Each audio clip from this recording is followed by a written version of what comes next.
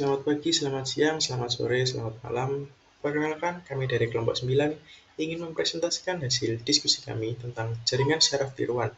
Sebelumnya, perkenalkan nama saya Bayu Arif Caksono dengan NIM 6720222115 dan teman saya Ahmad Subhan Fatakurozak dengan NIM 6720222305. Apa itu JST? JST atau Jaringan Saraf Tiruan merupakan model matematika yang terinspirasi oleh struktur dan fungsi jaringan saraf biologis. JST digunakan dalam bidang kecerdasan buatan untuk mengekstraksi pola dan melakukan tugas-tugas pemrosesan data. Selanjutnya masuk dan penggunaan. CST memiliki beberapa kegunaan. Yang pertama ada klasifikasi. CST dapat mengklasifikasi data ke dalam berbagai kategori, seperti dalam klasifikasi email sebagai spam atau bukan spam. Yang kedua ada prediksi.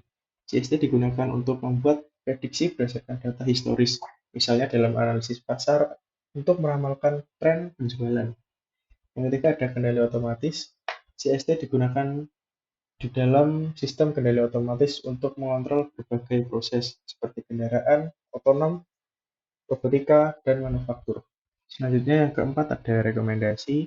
Dalam aplikasi seperti rekomendasi produk online atau konten media sosial, CST digunakan untuk memberikan rekomendasi yang sesuai dengan preferensi pengguna. Selanjutnya ada optimisasi. CST digunakan untuk mengoptimalkan tugas-tugas seperti perancangan rute terpendek dalam navigasi. Yang selanjutnya ada deteksi anomali. CST dapat mendeteksi anomali dalam data, seperti penipuan kartu kredit atau inspeksi kualitas dalam produksi. Kelebihan JST. Yang pertama, kemampuan pemrosesan secara paralel. Mampu untuk memproses informasi secara paralel, mirip dengan cara otak manusia bekerja. Ini memungkinkan JST untuk menangani tugas-tugas yang memerlukan pemrosesan data yang kompleks dan cepat. Yang kedua adalah kemampuan belajar. JST dapat belajar dari data yang diberikan selama pelatihan. Mereka dapat menyesuaikan bobot dan parameter fungsionalnya untuk meningkatkan kinerja berdasarkan pengalaman. Yang ketiga, penggunaan dalam pengenalan pola. JST sering digunakan dalam pengenalan pola seperti pengenalan wajah, tulisan tangan, atau suara.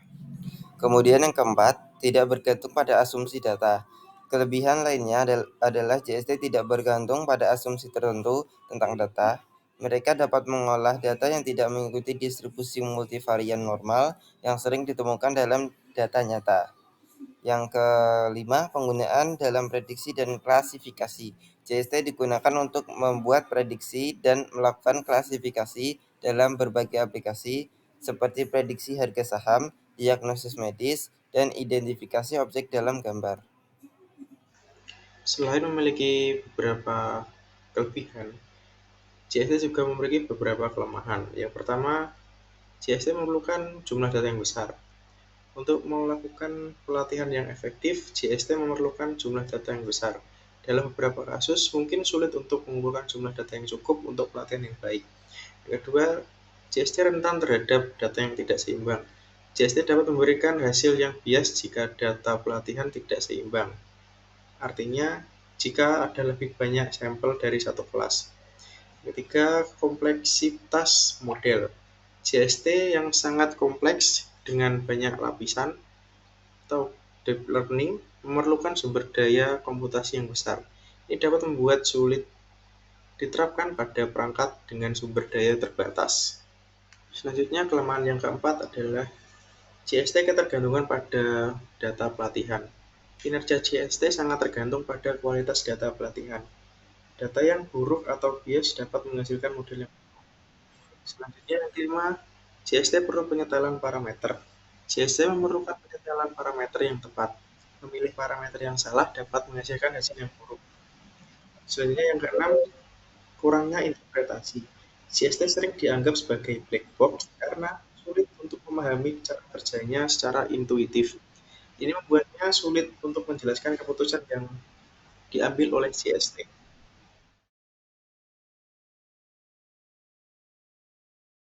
Untuk menjelaskan gambar JST di slide sebelumnya, berikut adalah arsitektur dari JST. Yang pertama adalah input layer. Seperti namanya, lapisan ini menerima input dalam beberapa format yang berbeda yang disediakan oleh programmer. Input yang diterima adalah data yang ingin diproses atau dipelajari oleh jaringan. Yang kedua adalah hidden layer. Tugas hidden layer adalah mengubah input menjadi sesuatu yang dapat digunakan unit output. Selain itu, lapisan ini melakukan semua perhitungan untuk menemukan fitur dan pola tersembunyi. Mayoritas jaringan saraf sepenuhnya terhubung dari satu lapisan ke lapisan lainnya. Koneksi ini diberi bobot, semakin tinggi angkanya, semakin besar pengaruh satu unit terhadap unit lain, mirip dengan otak manusia. Saat data melewati setiap unit, jaringan belajar lebih banyak tentang data. Yang ketiga adalah output layer. Masukan atau inputan melewati serangkaian transformasi menggunakan hidden layer, pada akhirnya menghasilkan output yang dibawa menuju lapisan ini. Jaringan syaraf tiruan mengambil input dan menghitung jumlah bobot dari input dan bias. Perhitungan ini dipresentasikan dalam bentuk fungsi transfer.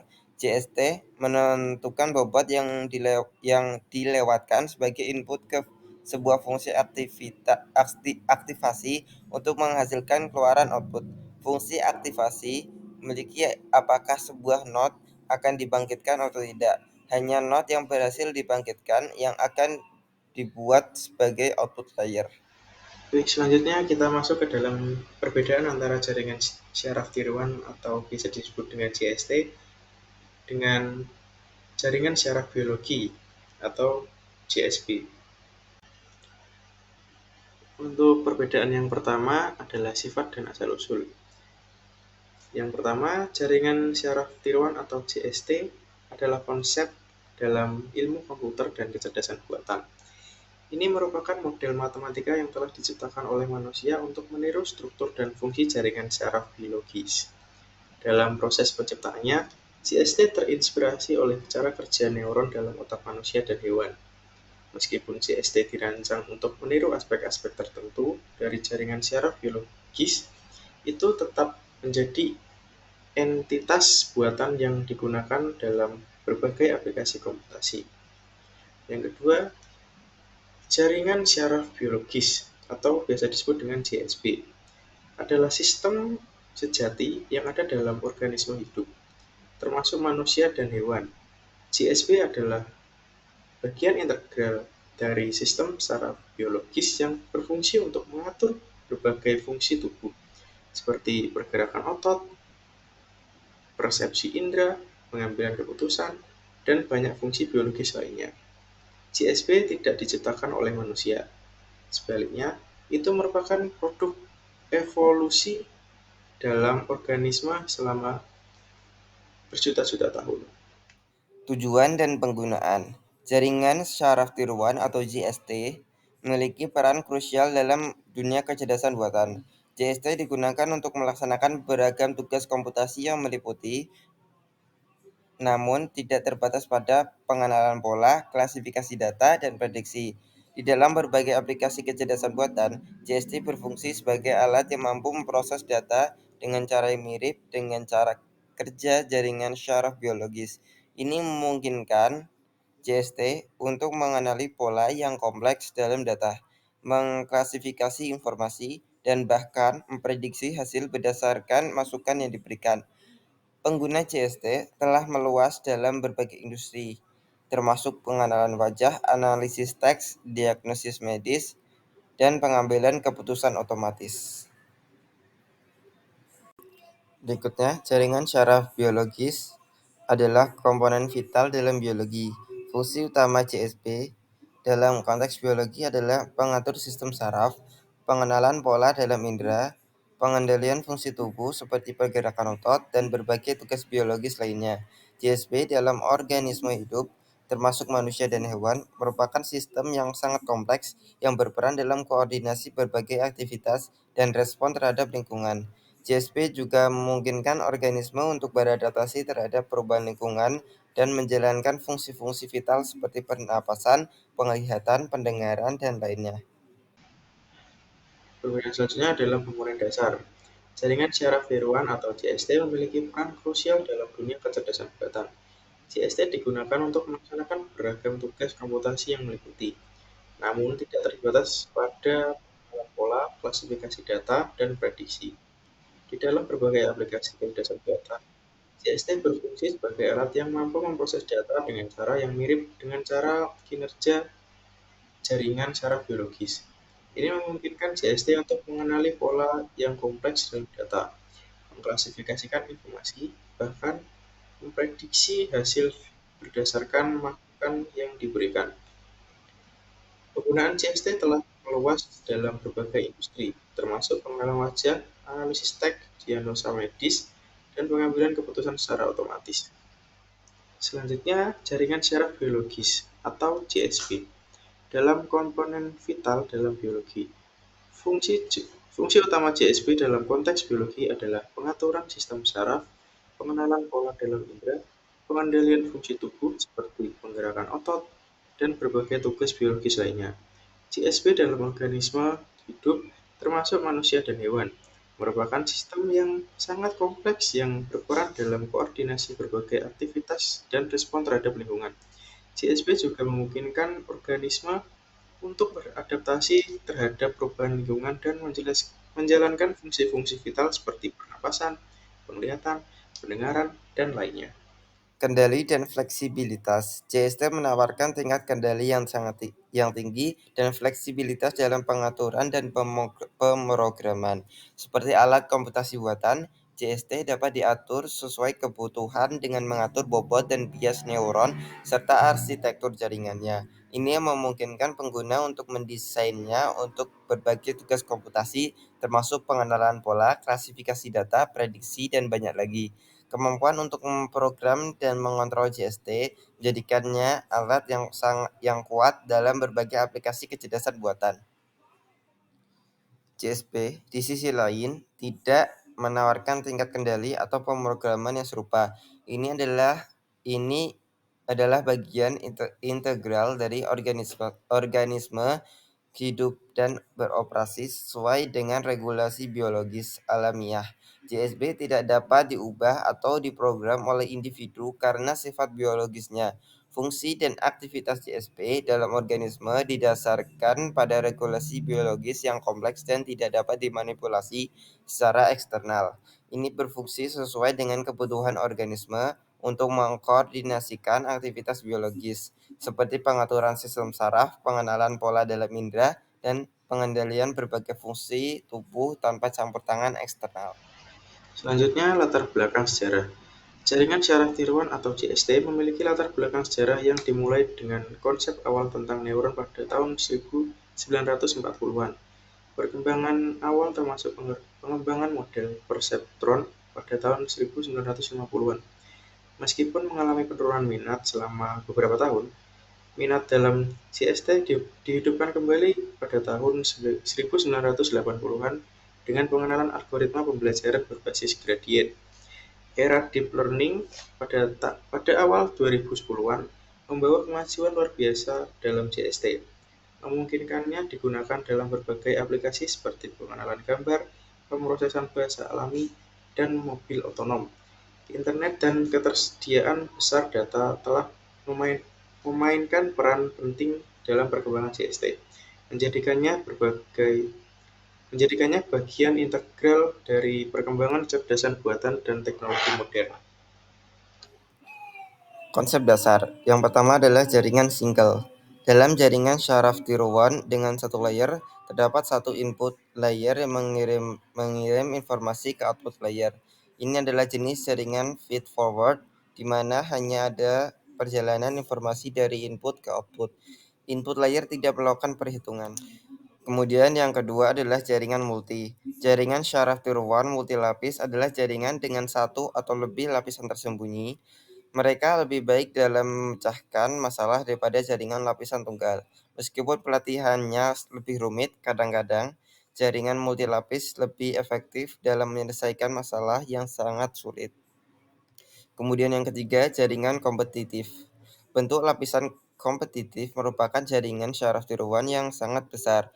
Interkoneksi antar neuron pada lapisan ini tidak ditunjukkan pada arsitektur seperti jaringan yang lain.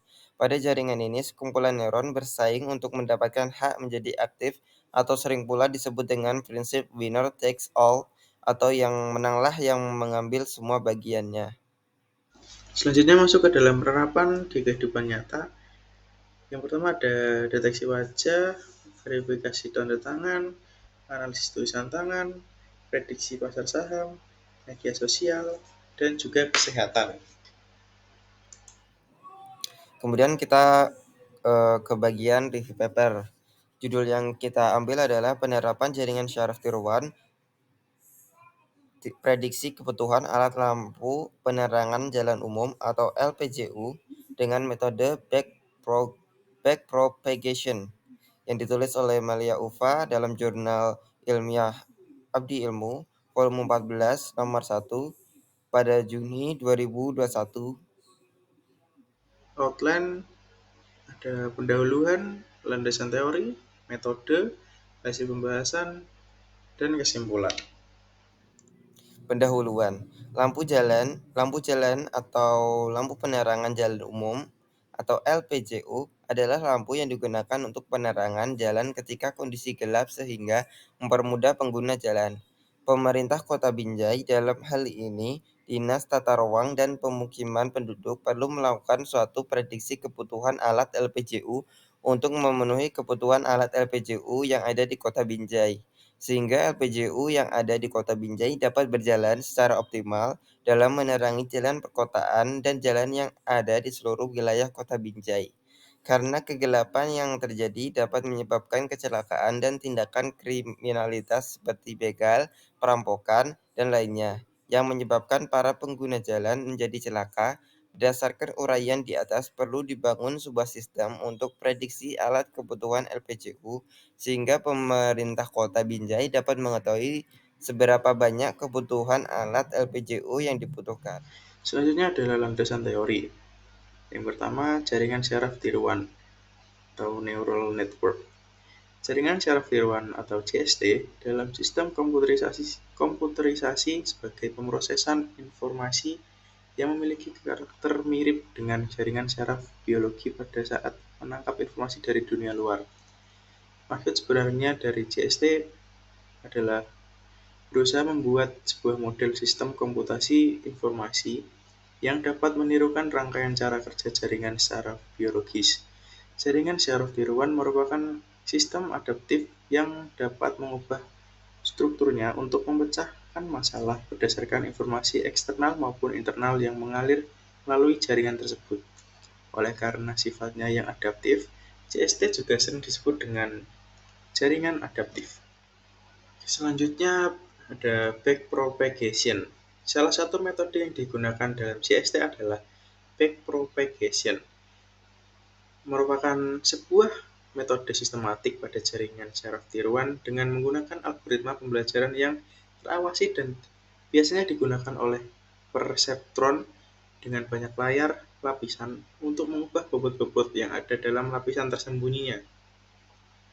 Backpropagation adalah pelatihan jenis terkontrol di mana menggunakan banyak pola penyesuaian bobot untuk mencapai nilai kesalahan yang minimum antara keluaran hasil prediksi dengan keluaran yang nyata.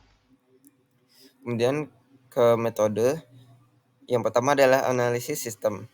Metode penelitian dilakukan untuk mencari suatu cara sistematis dengan menggunakan metode ilmiah serta sumber yang berlaku. Pertama, kita akan melakukan persiapan, kajian teori, kemudian pengumpulan data-data, akhirnya analisa data dan pengolahan data, kemudian diuji dan implementasi, kemudian menuju ke tahap akhir. Kedua adalah perancangan sistem. Perancangan merupakan suatu gambaran seperti apa sistem jaringan syaraf tiruan dalam prediksi sebuah data jumlah kebutuhan alat atau LPJU dengan menggunakan metode backpropagation. Gambaran hasil biasanya dibuat dalam bentuk perancangan user interface atau perancangan antarmuka. Perancangan yang baik adalah perbandingan lurus dengan kualitas program. Ketika perancangan interface-nya baik, maka kualitas programnya juga akan baik pula. Selanjutnya masuk ke dalam hasil dan pembahasan. Hasil pelatihan dilakukan melalui dua tahap, yaitu pelatihan terhadap data yang dilatih dan pengujian data yang baru yang belum pernah dilatih yang terdiri dari 33 data yaitu jumlah kebutuhan alat LPJU, dari bulan Januari sampai dengan bulan Desember 2017 dan 2019. Setelah itu, jaringan akan diuji dengan 33 data baru, yaitu jumlah kebutuhan alat LPJU tahun 2017 dan 2018. Selanjutnya, data inputan. Data inputan diambil dari data kebutuhan alat LPJU selama 3 tahun, yaitu pada tahun 2017 sampai 2018, yang akan dilatih pada jaringan sebanyak 33 kali 12 data pola dan 33 kali 12 sebagai data target. Data pelatihan sebanyak 33 kali 12 dan 33 kali 12 yang akan digunakan untuk menguji keakuratan sistem dalam mengenali masukan data yang lain. Berikut ini adalah tabel penentuan input dan output variabel. Implementasi. Tahap-tahap yang akan dijelaskan mengenai hasil uji coba program jaringan syaraf tier 1 menggunakan MATLAB untuk mengetahui prediksi jumlah kebutuhan alat LPCU. Pengujian dilakukan untuk mengetahui sejauh mana kinerja sistem atau untuk mengolah data sehingga mampu menghasilkan informasi yang diinginkan. Data-data yang dilatih terdiri dari 33 data latih dan 33 data target latih. Data ini akan dilatih dengan menggunakan jaringan saraf tier 1 untuk memprediksi jumlah kebutuhan alat LPCU. Fungsi aktivasi yang digunakan dalam sistem ini yaitu fungsi aktivasi logseq atau fungsi aktivasi sigmoid binary. Lakukan pelatihan sampai hasilnya konvergen atau hasil target error tercapai sesuai yang diinputkan. Setelah data yang dilatih sudah konvergen, inputan data uji kemudian diproses pengujian. Setelah dilakukan pengujian, maka hasil prediksi dapat diketahui. Adapun implementasi program untuk memprediksi jumlah kebutuhan alat LPCU yaitu sebagai berikut. Prediksi jumlah kebutuhan alat LPCU. Untuk mendapatkan hasil yang konvergen, maka diperlukan pelatihan data sampai mendapatkan hasil yang konvergen dengan menginputkan data latih, target latih, maksimum effort, target error, dan learning rate, kemudian proses untuk melakukan pelatihan. Adapun hasil pelatihan yang dilakukan untuk mendapatkan hasil yang konvergen, yaitu seperti di bawah ini. Untuk melakukan proses prediksi jumlah kebutuhan alat LPCU, maka dilakukan dengan cara input data latih, target latih, dan data uji. Kemudian pilih fungsi aktivasi, setelah itu inputkan maximum effort, target error, dan learning rate, kemudian klik tombol proses latihan. Berikut ini adalah gambar 1 proses pelatihan prediksi kebutuhan alat LPCU. Data yang dilatih adalah jumlah kebutuhan alat LPCU dengan inputan maksimum effort 10.000, target error 0,9, dan learning rate 0,2. Setelah semua data inputan terisi, maka setelah diklik button proses pelatihan, maka akan muncul neural network training. Di bawah ini merupakan gambar neural network training kebutuhan alat LPCU. Gambar di halaman sebelumnya menunjukkan bahwa proses pelatihan berhenti pada epoch ke-786 iterasi dengan waktu pembelajaran 0,2 detik, kemudian 0,02 detik, kemudian data diuji untuk mendapatkan hasil prediksi jumlah kebutuhan alat LPCU. Berdasarkan analisis yang telah dilakukan di atas, hasil prediksi kebutuhan alat LPCU dengan total prediksi tahun 2020 yaitu dengan hasil kebutuhan alat LPCU yang ada mengalami kenaikan, ada juga yang mengalami penurunan.